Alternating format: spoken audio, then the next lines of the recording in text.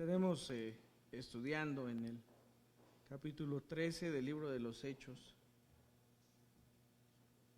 Dice el versículo 3: Entonces, habiendo ayunado y orado, les impusieron las manos y los despidieron. Señor, te damos gracias por este tiempo. Gracias porque nos permites estar en este lugar y porque es tu cuidado y tu misericordia la que nos tiene aquí. Permítenos, Señor, reconocer tu palabra y hacerla nuestra. Nos ponemos en tus manos, Señor, para que esta palabra, esta enseñanza quede grabada en nuestros corazones. Es bueno conocer la historia relatada en la Biblia, porque sin duda debe ser fundamento de nuestra fe. Te pedimos que nos bendigas en esta hora, en el nombre de nuestro Señor Jesucristo. Amén. Justo al inicio de la semana leía junto con Adi los requisitos para poder inscribirse en el seminario del cual les hablaba la semana anterior. Había algunos puntos allí que eran relevantes sobre otros. Uno de los requisitos es escribir, redactar. ¿Cómo ha sido el llamado del Señor a nuestras vidas? Y a propósito de la enseñanza del día de hoy, es que coincide al llamado de Bernabé y de Saulo. Dicen estos primeros versículos que empezamos a leer, desde el capítulo 12 en el versículo 24, dice: pero la palabra del Señor crecía y se multiplicaba. Y lo hace en un contraste, en un día en el que Herodes, dice la Escritura, vestido con ropas reales, con ropas elegantes, dice que se sentó y arengó y explicó y habló, buscando un reconocimiento. Y dice la Escritura que como éste no dio gloria a Dios, vino un ángel y le hirió.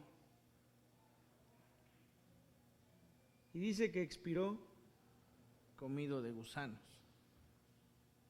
Y entonces viene el pero lo contrario era que la palabra del Señor crecía y se multiplicaba. Era un tiempo en el que se había expuesto el poder del Señor, mostrando con milagros, mostrando con grandes cosas, el poder a través de los mismos discípulos que el Señor había dispuesto para ello. Si usted ha leído con nosotros a lo largo de estas semanas, esta semana estuvimos leyendo el Éxodo y leíamos la parte en la que el faraón al encuentro con Moisés buscaba que las grandes cosas que pasaban a través de Moisés se hicieran a través de sus hechiceros, a través de sus personas de confianza. Y en algún momento dice la Escritura que el Señor endureció el corazón de Faraón y había un motivo, y era que el poder del Señor fuera exaltado. Es decir, este hombre se iba a neciar más para que se pudiera mostrar que el poder venía de Dios. Y la diferencia entre uno y otro: engrandecer el nombre del Señor a través de la necedad de un hombre que se sentía el máximo sobre la tierra, ¿no? Esto pasó con Herodes. Dice que se sentó, empezó a hablar, empezó a arengar, buscando que la gente que le escuchaba le aclamara, queriendo sin duda sobresalir por encima de Dios, y esto no es posible. Pero la palabra del Señor crecía y se multiplicaba. Y dice, y Bernabé y Saulo, cumpliendo sus servicios, volvieron de Jerusalén, llevando también consigo a Juan, el que tenía por sobrenombre Marcos. Recordemos, la semana anterior concluíamos la lectura en el capítulo 11. En el momento en el que Bernabé y Saulo predicaban en Antioquía, dice que estuvieron allí un año enseñando a la iglesia. Lo que ya no leímos, lo que ya no observamos o no detallamos es que vinieron algunos profetas a Antioquía y predijeron que habría una hambre devastadora, una hambre que pondría en conflicto a mucha gente, ¿no? Y entonces dice que los hombres de Antioquía dieron cuanto tenían y mandaron a Bernabé y a Saulo a Jerusalén para que pudiesen ayudar a los ancianos de la iglesia. De tal manera que vamos a partir de aquí. Una vez que ha pasado estos más o menos 2 años de hambre, Bernabé y Saulo regresan a Antioquía. Y el capítulo 13, que es el que meditaremos hoy, dice, había entonces en la iglesia que estaba en Antioquía profetas y maestros, y nombra a Bernabé, dice Simón, el que se llamaba Níger. No nos gustan los apodos, ¿verdad? Pero a este le decían negro.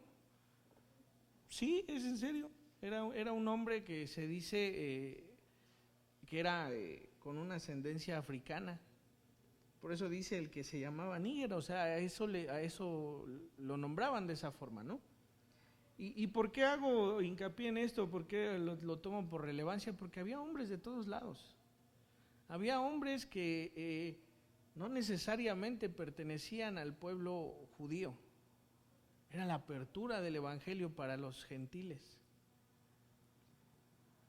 Dice, estaba Lucio de Cirene, Manahén, el que se había criado junto con Herodes el tetrarca, y Saulo. Pero dice, estaba en la iglesia, entonces en la iglesia que estaba en Antioquía. Antioquía fue fundado más o menos 300 años antes de Cristo. Era una ciudad importante, como lo son ahora las ciudades que tienen una apertura, un lugar militarmente bueno, así como lo es ahora el puerto de Veracruz, ¿no? El heroico puerto de Veracruz, por algo es heroico y por algo tiene un lugar estratégico este lugar. Así lo era en ese entonces Antioquía, era la tercera ciudad del Imperio Romano más importante, después de Roma y Alejandría. Era una ciudad importante militarmente y comercialmente, ¿no? Aquí lo que nos llega de otros países, de otros continentes, llega por el puerto, ¿no? Y es importante para la economía que esto fluya de esa forma. Entonces, Antioquía era una ciudad importante para el Imperio Romano. Lo que a veces no comprendemos es que esta iglesia no fue fundada por órdenes o por seguimiento de la iglesia en Jerusalén. Es consecuencia de la persecución que se da a través del primer mártir que ya hemos visto, llamado Esteban. Y lo veíamos la semana anterior. Dice la Escritura que una vez que Esteban murió, todos los que fueron dispersados, dice, se fueron hacia Cirene, hacia Chipre y hacia Antioquía. Y leíamos también que había algunos que habían empezado a hablar a los griegos. Es decir, había algunos de Chipre, dice la Escritura, que empezaron a hablar el evangelio no solamente a los judíos. Sí hay una separación, porque dice que algunos sí solamente hablaban a judíos, pero que entre ellos había muchos que eran de Chipre, que hablaban también a los griegos, es decir, a los gentiles. Entonces, Antioquía se formó bajo esta persecución. Y aquí en el boletín yo les menciono un ejemplo que también leímos muy recientemente, acerca de José el hijo de Jacob. Si usted ha leído, como creo que lo ha hecho, hablamos de un José que fue entregado por sus propios hermanos como un esclavo, pero su primer pensamiento hacia él era matarle. Ese era el pensamiento, ¿no? Entonces dice que este hombre, con tal de que no fuera muerto, fue vendido como un esclavo. Este llegó a Egipto como esclavo, pero sin duda el poder de Dios y la gracia de Dios estaba sobre él, dice la Escritura. Y entonces él benefició a todos con los que él estaba. Y el mismo José, una vez que Jacob muere, dice que sus hermanos temieron, pues porque sabían lo que habían hecho, ¿no? Y dijeron, ahora que ya murió nuestro padre, pues a ver ahora sí qué hace José, ¿no? Y entonces José se acerca y lo pongo allí en el boletín y les dice, no temáis, ¿acaso yo estoy en el lugar de Dios? Vosotros pensasteis mal contra mí, mas Dios lo encaminó a bien para hacer lo que vemos hoy, para mantener en vida a mucho pueblo. ¿Quién podría decir entonces que la muerte de Esteban era un bien para la iglesia gentil, para los mismos judíos? A veces cuando hay alguien que está en conflicto, nuestras palabras son, hermano, confía en Dios, los planes de Dios son perfectos, los tiempos de Dios son perfectos. Yo me imagino que el que nos escucha decir, sí, cómo no, como tú estás del otro lado, ¿no? Pero así es. Y yo creo que es algo que cada uno de nosotros ha podido notar. Cada uno de nosotros ha estado en conflicto, ha estado en enfermedad, ha estado en diferentes problemáticas. Y seguramente si se acercó al pastor le dijo lo mismo. Como vamos a confiar en Dios, vamos a estar orando, vamos a poner todo en sus manos y Él ha de responder. Otra cosa que decía el pastor era, no permita que su paz sea robada. Oremos a Dios por ello. Seguramente muchos dirían, ay, este consejo como que no me ayudó mucho. A veces queremos que nos digan qué es lo que tenemos que hacer, pero eso no está en la voluntad del que aconseja, eso está en la voluntad de Dios, ¿no? Pasa el tiempo, y una vez que pasa el tiempo y los problemas que teníamos, volteamos a ver que así nos hubiésemos preocupado más o menos, de todas maneras se hubiera resuelto igual. Que así hubiéramos tratado de hacer o de deshacer, en el tiempo perfecto se había tenido que solucionar lo que nos dejó sin dormir a veces, lo que nos dejó sin comer a veces. Y esto es claro. Cuando José está diciendo esto a sus hermanos, se los está diciendo a un hombre que fue esclavo, que fue encarcelado, que fue maltratado por su propia sangre, ¿no? A veces vamos y vemos, bueno, pero al final terminó siendo el segundo en todo Egipto, pues sí, pero fue por la voluntad de Dios. Pudo haber muerto, pudo haber sido maltratado, pudo haber sido golpeado, pero en algo estaba muy claro este hombre. Desde que contaba sus sueños a sus hermanos y a su padre, era algo que Dios había puesto en su corazón. Seguramente muchas veces en la cárcel o muchas veces siendo pisoteado por los de mejor posición, este hombre recordaba esos sueños y volvía a confiar en el Señor. Yo creo que la diferencia está en que nosotros aprendamos a bendecir nuestro presente. Cuando nosotros estamos en conflicto, si nosotros bendecimos nuestro presente y somos agradecidos, como dice la Escritura, en un futuro siempre Dios nos responde, porque Él es nuestro Dios. Decía Moisés, después de que el pueblo adoró al becerro que Aarón les hizo, decía Moisés al Señor, no los destruyas, porque es tu pueblo, tú los sacaste, ¿y qué va a decir la gente? Miren cómo era Moisés, ¿Cómo qué va a decir la gente? Si tú los sacaste, va a decir que los sacaste para destruirlos en el desierto. Y no lo hacía por chantaje, era porque conocía el corazón de Dios, porque había pasado tiempo con Dios en su presencia, porque había visto su gloria. Cuando nosotros queremos orar al Señor, tenemos que saber qué decirle, no por chantajearle. Tenemos que saber qué decirle, que somos agradecidos porque todo está en su voluntad, porque esto es lo que la palabra nos ha enseñado. Y cuando esto lo hacemos, entonces siempre hay respuesta, siempre. Tarde o temprano para nosotros, para Dios no está en el tiempo, pero en el momento justo y preciso las cosas suceden. Entonces, José no es el que la pasó muy bien y entonces por eso dijo al final, no, bueno, pues ya. No, imagínense que sus hermanos lo regalen, que sus hermanos lo vendan, que sus hermanos los quisieran matar. No es tan difícil, ¿no? A veces tenemos algún conflicto con nuestros hermanos o con algún conocido y sentimos enojo y sentimos tristeza y sentimos coraje y muchas otras cosas, pero si Dios es quien está con nosotros, tenemos que aprender a confiar que todo depende de Él.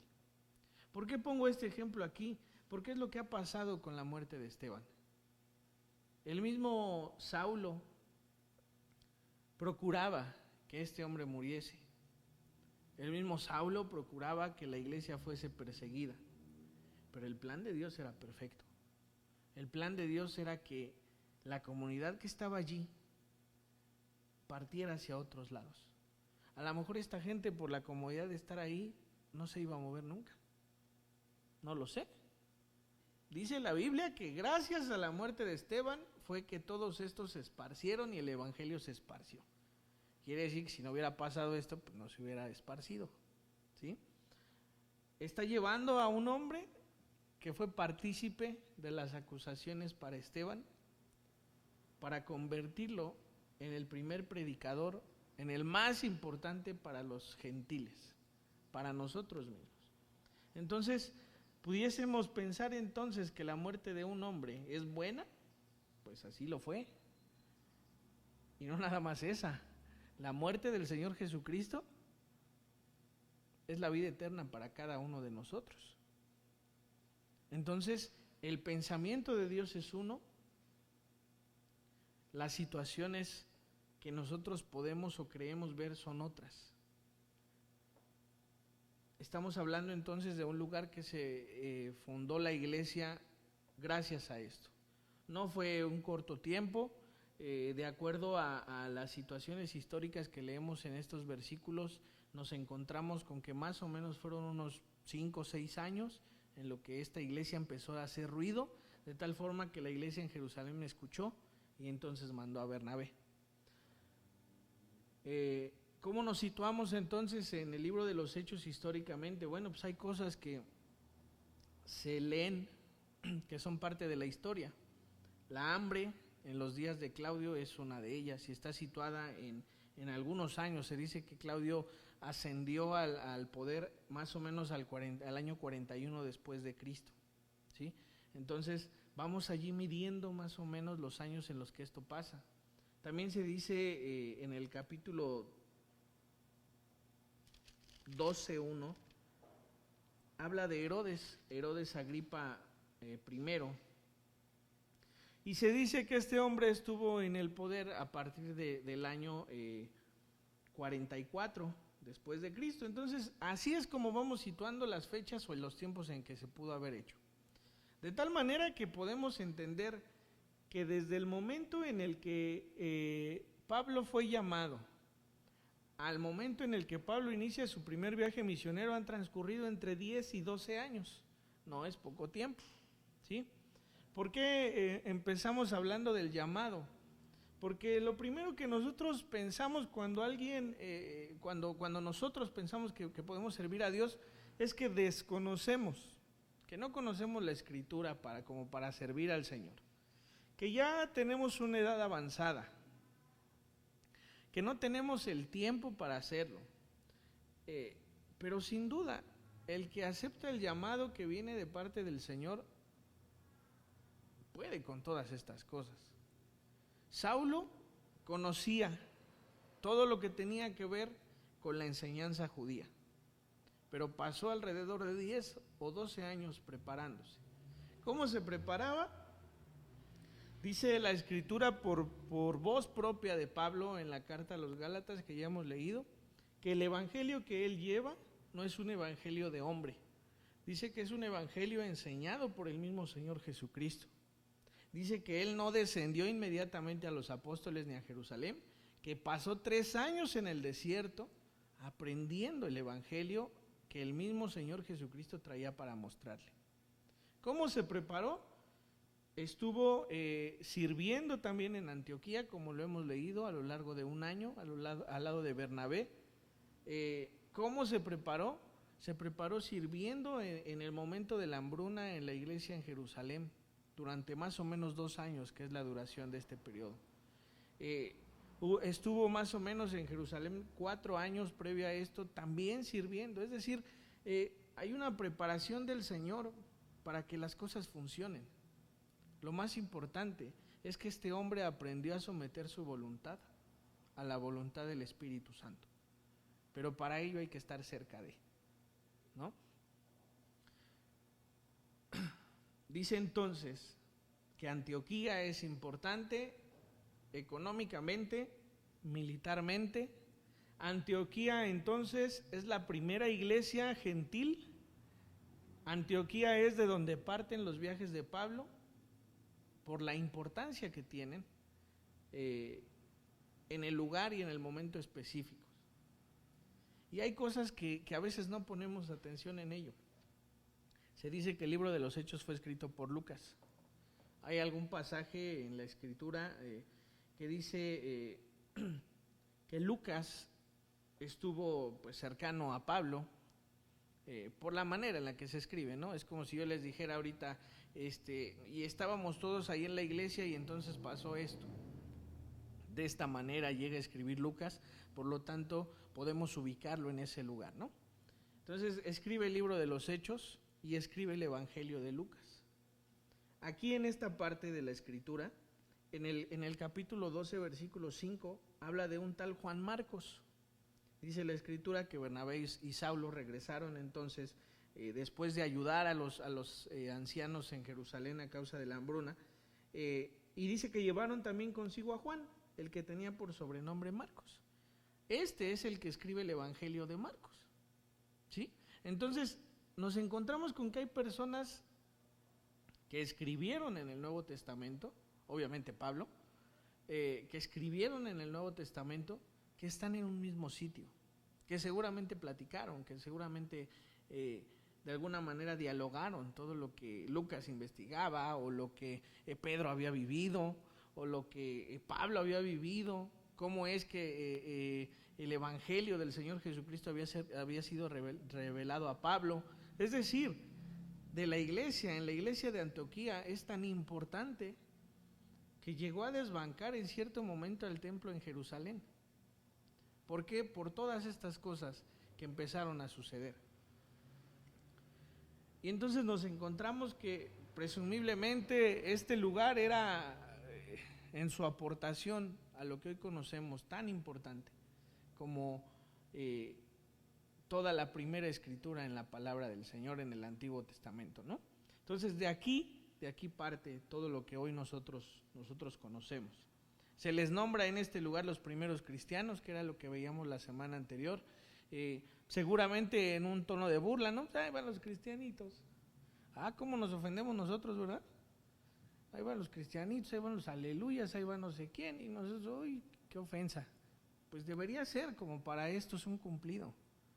El testimonio que estos dieron, el carácter que estos formaron, pasó de ser ese diminutivo a ser una palabra que los englobara como los seguidores del Señor Jesucristo, los discípulos del Señor Jesucristo, ¿no? Y viene lo más importante.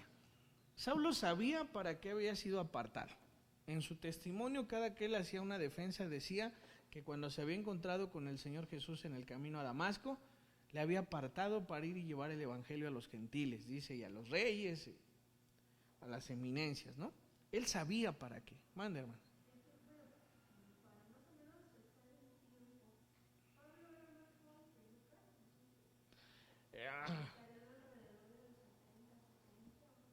No menos.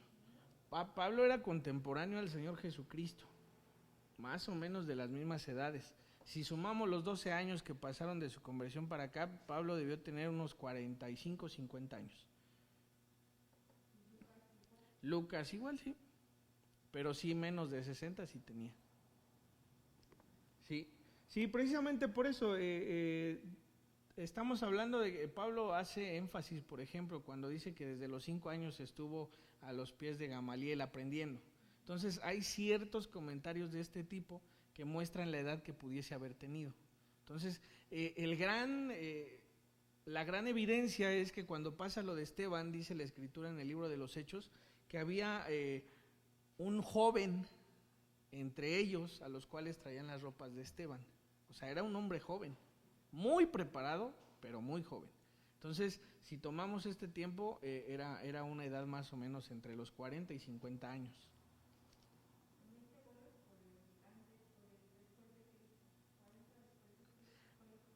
Ajá, por eso. 46 si es contemporáneo. Lo que pasa es que también aquí es en el tiempo en el que ha pasado los 12 años, los 33 que tenía, y se supone que el Señor Jesucristo, bueno, no se supone, no nació en la fecha exacta, tiene unos años anteriores. Sí, más o menos por eso. Uh-huh. No, no era, es que no era una edad avanzada. Precisamente por eso era la sorpresa, que era un hombre muy reconocido para la poca edad que tenía. Para estar en el Sanedrín había una cierta edad para hacerlo, pero la diferencia o la excepción a la regla siempre fue este hombre, ¿no? Sí, hermana. Entonces nos encontramos en esta parte en la que dice la Escritura que estos estando en Antioquía, el Señor, cuando estos estaban en oración, dice que el Señor a través del Espíritu Santo dijo: apartadme a Bernabé y a Saulo para la obra a la que los he llamado. No está diciendo cuál es la obra, ellos ya saben cuál es la obra, pero hay digamos un banderazo, ¿no? Por eso yo decía que lo grande que aprendió Pablo fue a someter su voluntad al Espíritu Santo. A veces nos dicen, no, pues tú vas a ir a predicar a las naciones, ¿no? Ah, pues ya me voy, mañana dejo de estudiar o dejo de trabajar, me compro mi boleto y me voy. No, este hombre sometió su voluntad. Él, sabiendo que estaba preparado y que conocía, se sometió a seguir aprendiendo para entonces hacer las cosas tal y cual Dios las quería hacer, en el tiempo perfecto. Seguramente en alguna oración el Señor le dijo al mismo Saulo: yo te voy a decir cuándo. Era el momento claro. Los separó y dijo: traedme a Bernabé y a Saulo para la obra para la cual yo los he llamado. Entonces es importante esta parte por eso. El mismo apóstol pasa por 3 situaciones a lo largo de esto. Primero, su llamado. El llamado fue muchos años antes. En el camino a Damasco, lo hemos repetido muchas veces, el Señor vino, se le apareció, le preguntó: ¿por qué me persigues? Y después le dijo: ve a este lugar y ahí se te dirá lo que tienes que hacer. Las instrucciones así fueron y así las siguió. No se apresuró, no en el momento en que recibió la vista dijo: bueno, pues me voy a predicar a los gentiles como me dijo el Señor y voy a ir ante el rey. No, era un tiempo justo. Y él estaba dispuesto a esperar hasta que la orden fuese dicha. La segunda parte, que es la que hemos venido hablando esta mañana, es la consagración. Si hablamos, les decía, los 3 años que pasó Saulo en el desierto de Damasco antes de venir a Jerusalén, si hablamos de que estuvo después de Jerusalén en Tarso, porque procuraban matarle en Jerusalén, si hablamos del año que vino y predicó con Bernabé, si hablamos de los 2 años de hambruna que hubo en Jerusalén, pues estamos hablando, les decía hace ratito, de entre 10 y 12 años. Es un tiempo, pues a veces uno diría, pues muy lento. A veces uno diría, pues sí se le fue hasta después, hubiera ido antes, no sé. Muchos que hoy hablan de nuestro presidente actual dicen que quizá hubiera sido muy distinto que llegara a una edad mejor. Hoy lo ven adulto, lo ven cansado, lo ven pues, enfermo, lo ven grande, ¿no? Y muchos creen que hubiera sido mejor si hubiese llegado antes, 6 o los 12 años antes que él presumiblemente decía que había ganado. Pues algunos piensan también lo mismo de ¿no? pues a lo mejor si hubiera ido antes, hubiera tenido más fuerza, pero son perfectos los tiempos en los que se tienen que hacer las cosas. Entonces, no solamente les decía, pasó estos 10 años esperando, bueno, pues aquí me quedo y cuando me digas yo me voy.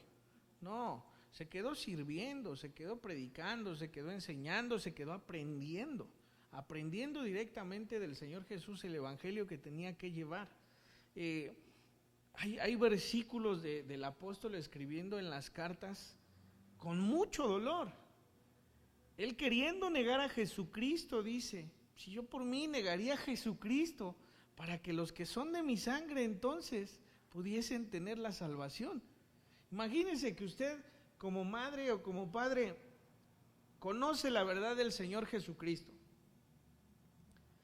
pero sus hijos no atienden esta verdad. Lo que este hombre está diciendo es, ojalá pudiese renunciar a la verdad de Jesucristo para que los míos se salven.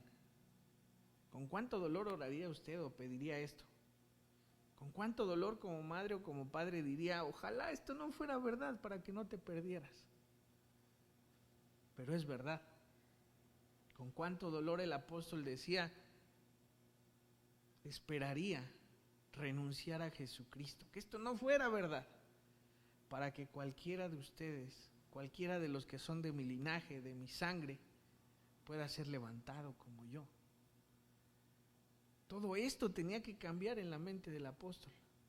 No era sencillo. Sí creyó en el momento en que se encontró con Jesucristo, sí. Pero dice que fue enseñado en un nuevo evangelio y que fue enseñado directamente por el Señor Jesucristo. ¿Qué le fue enseñado? Que la ley a la cual él había defendido tanto y por la cual él creía que tenía el derecho de tomar un lugar en el pueblo de Dios, no le era suficiente. Fue entendido que la sabiduría que había adoptado a lo largo de todos los líderes y maestros que había tenido, no le eran suficientes. Fue enseñado que todos aquellos que defendían que el Señor Jesucristo no era el que había de venir, tuvo que entender que sí lo era y que aparte de todo tenía que predicarlo, tenía que enseñarlo. Entonces fue un tiempo difícil, creo yo, un tiempo de mucho aprendizaje, pero un tiempo de sometimiento a la voluntad de Dios. Y la tercera etapa que el apóstol pasa es esta, es la encomienda. Dice el versículo 3 del capítulo 13. Entonces, habiendo ayunado y orado, les impusieron las manos y los despidieron. Ellos entonces, enviados por el Espíritu Santo, descendieron a Seleucia y de allí navegaron a Chipre. Es hora de empezar el primer viaje misionero. Es hora de empezar a predicar al Señor Jesucristo en otro lugar. Pero es hora porque el Espíritu Santo dijo, ahora, yo ya te enseñé qué es lo que quiero que tú prediques.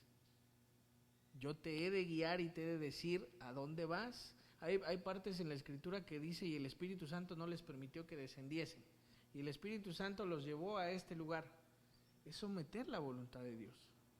A veces nosotros creemos que tenemos los patitos en fila para poder saber hacia dónde ir y hacia dónde predicar o hacia dónde avanzar. A veces no sometemos nuestras decisiones a Dios, hasta para cambiarnos de casa, ¿no? A veces decimos, me voy a cambiar pero si nosotros sometiésemos todo esto a la voluntad de Dios, entonces Dios nos permitiría o no nos permitiría hacer. Pero entonces seríamos conscientes de que todo lo que está sucediendo es porque Él lo está permitiendo, ¿sí? Pero si hay algo tan claro y en tus planes no estaba lo que Dios te está permitiendo, ahí es donde nos contraponemos, ¿no? Casi creemos decir, pues es que Dios me hizo soñar esto y entonces hago esto. No, hay una convicción. Cuando Dios nos permite hacer o no hacer algo, hay una convicción perfecta de que Él es el que nos está ordenando algo. Entonces, esto es lo que Pablo tuvo que aprender a escuchar, a sentir la voz del Señor.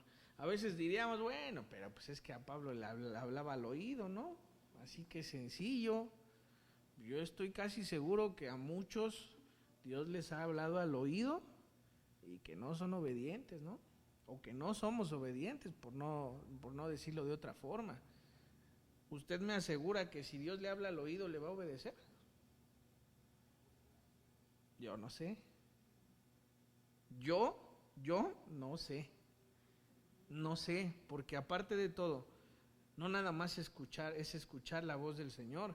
Si se los pongo así, si el Señor Jesucristo nos tiene en su palabra, haciéndonos ver qué es lo mejor. Si te dice tienes que perdonar, eso es hablarte al oído, y aquí lo dice la Biblia, ¿no? Y dice que si tú perdonas, el que recibe bendición eres tú. Esto lo dice aquí, ¿sí? Lo está diciendo a tu oído, te lo está susurrando. Y dice que si alguien te pide, que le des más. Y que si llevas una milla, llevas otra milla más, ¿no? Eso te lo está susurrando aquí. Y no lo estamos haciendo. Entonces yo no veo cómo que el Señor nos diga al oído tan claramente algo. Entonces, bueno, ya me lo dijo, bueno, entonces sí lo perdono. No, no es así. Para que eso suceda, nuestra vida tiene que estar 100% sometida al Señor. Esto es lo que Pablo hizo durante muchos años.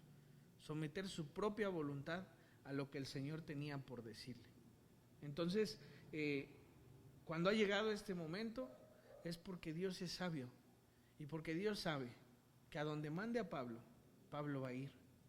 Aún en medio de los conflictos, aún en medio del maltrato que pudiese recibir, aún en medio de los encarcelamientos que tuvo, aún en medio de todo, este hombre ya estaba preparado para escuchar la voz del Espíritu Santo y llevarla por obra. No era una persona que sintiese que podía hacer lo que quisiera. Me quedó sonando mucho esto. Dice el versículo 3. Habiendo ayunado y orado, les impusieron las manos y los despidieron. Es decir, Bernabé y Saulo se habían sometido a lo que la iglesia tenía que decir. La iglesia ayunaba y oraba, y entonces, cuando ellos les impusieron las manos y les dijeron váyanse, entonces fue cuando ellos se fueron. Siempre hace falta que nos sometamos a la voluntad de Dios. Yo cada semana envío estos mensajes a un hermano que yo estimo mucho. Me hace comentarios, yo los leo y le respondo, pero yo sé que necesito someter lo que digo y lo que hago también a una persona que yo respete y que yo crea que depende de lo que Dios dice. Tiene que ser así. No porque seamos una iglesia que no viene de otra y no atiende responsabilidades o respuestas de otra, hacemos lo que se nos pegue la gana. Siempre buscamos escuchar lo que Dios tiene para este lugar. Y así como se los dije yo en un principio, el día que Dios quiera que yo no esté, Él va a levantar a alguien aquí. Y no me voy a ir con tristeza, a lo mejor ni me voy. Es la voluntad de Dios y esa es la que se tiene que cumplir. Si hoy permite que nosotros estemos aquí, es precisamente porque Él lo ha permitido. Pero su voluntad es perfecta y sus caminos ni los entiendo ni los quiero entender. Solamente creo que es lo mejor para todos nosotros que estemos todos en este lugar, ¿sí? Entonces, ¿ya sabe usted cuándo Dios le ha llamado? Todos tenemos un llamado, ¿eh? Todos. Todos tenemos el llamado de predicar el Evangelio. ¿Dónde? Pues ahí cada quien sabe dónde, ¿no? Si no lo sabe, pregúntele al Señor. No le diga, bueno, yo ya estoy grande, ya no. No, hay un llamado en específico. ¿Se ha preparado para ese llamado? ¿Ha leído la Escritura? ¿Ha querido indagar? ¿Ha querido escudriñar la palabra? Es el único camino. Si nosotros estamos esperando que Dios nos revele todo para que entonces podamos hacer, estamos equivocados. Tenemos que aprender de lo que Él ya nos dejó aquí. Tenemos que leer, tenemos que buscar, tenemos que escudriñar. Nuestra fe no es una fe vana. No es una fe que nos dijeran, hay que creer en el Señor Jesucristo y ya. No, nuestra fe se defiende con esto, se defiende sola. No tenemos que argumentar lo que no. Lo que necesitemos de revelación, Dios nos lo va a dar, pero nos lo va a dar cuando le busquemos. Entonces, hay argumentos para defender nuestra fe y no defenderla por entrar en vanas palabrerías, como dice la Escritura, ¿no? No, hay argumentos para saber que todo esto que está aquí sucedió y que es lo que nosotros creemos. ¿Quiere enseñarle a sus hijos? Aprenda qué es lo que quiere enseñarles. Porque la salvación no está ni en los coritos ni en las historias de la Biblia, no. La salvación es una y está en Jesucristo y el plan de salvación es este. Por eso es que se procura en la iglesia cristiana que los que se han de bautizar sean personas conscientes de lo que es el Señor Jesucristo para la vida del hombre. Por eso, que cada uno tenga la conciencia necesaria de decir, yo necesito de un Salvador y ese Salvador es el Señor Jesucristo. Pero para ello, sus hijos tienen que ser enseñados. Y la mayor enseñanza es la que sus padres les pueden dar. No está en la escuela dominical. Sí ayuda y mucho. Yo me acuerdo mucho de las clases. La hermana Eli no se acuerda, pero ella me dio clases. Dice que no se acuerda que me dio clases. Yo sí me acuerdo. Yo me acuerdo de las clases de mi mamá, me acuerdo de las clases de la hermana Ángeles. Me acuerdo. Y de verdad, de repente yo me acuerdo cómo me enseñaban algo, ¿no? Me acuerdo, por ejemplo, estaba leyendo acerca de Pablo y de Pedro, cuando fue encarcelado y cómo fue el ángel del Señor y lo sacó, porque está en el capítulo 12. Y yo me acuerdo que me enseñaron eso y que hice un dibujito me acuerdo muy bien. Pero la enseñanza de los padres a los hijos es primordial. Es primordial. Este año hay una invitación para leer la Escritura. Si lees su boletín al final, les escribo ahí, toma un tiempo en familia para leer la palabra del Señor. Así como tomamos un tiempo para sentarnos a ver la televisión, tomémonos un tiempo para leer 4 capítulos diarios. Esto es algo que va a marcar la vida de sus hijos y de ustedes mismos, ¿no? Entonces, busquemos que esto suceda. Tiene un llamado, atienda ese llamado. No se espante si hoy dice no conocer mucho. Prepárese.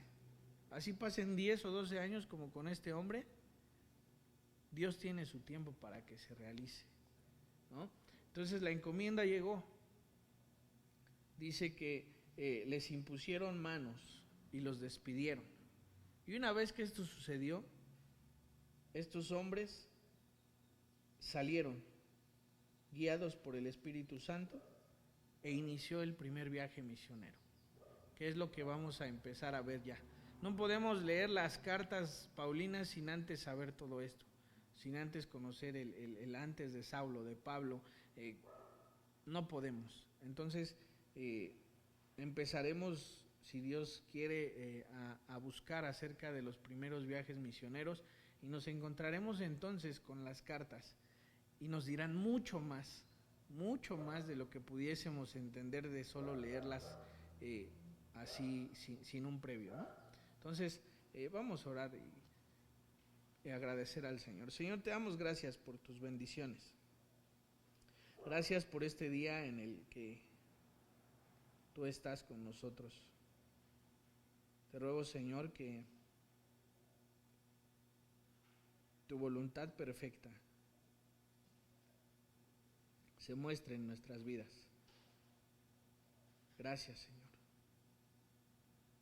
Te pido por todos los hermanos que están en este lugar. Te pido que tú les bendigas. Te pido que tú estés con nosotros. Que si hay un llamado presente en nuestros corazones, tú hoy lo hagas evidente. Ayúdanos a prepararnos en tu palabra, porque hay muchos que necesitan escucharla. Te doy gracias, Señor, por todo esto. En tu nombre, Jesús. Amén.